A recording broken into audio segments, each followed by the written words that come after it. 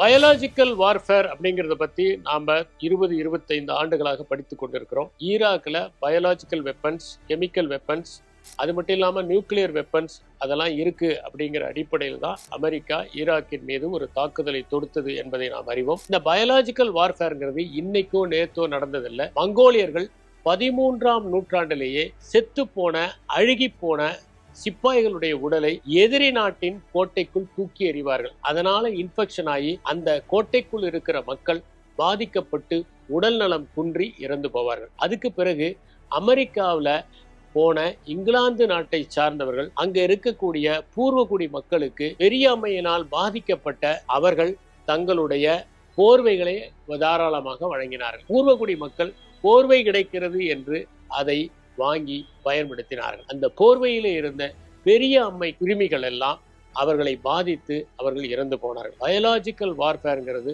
ஆதி காலத்திலிருந்தே தொடர்கிறது என்பதை நாம் வரலாற்றை பார்க்கிற போது புரிந்து கொள்கிறோம்.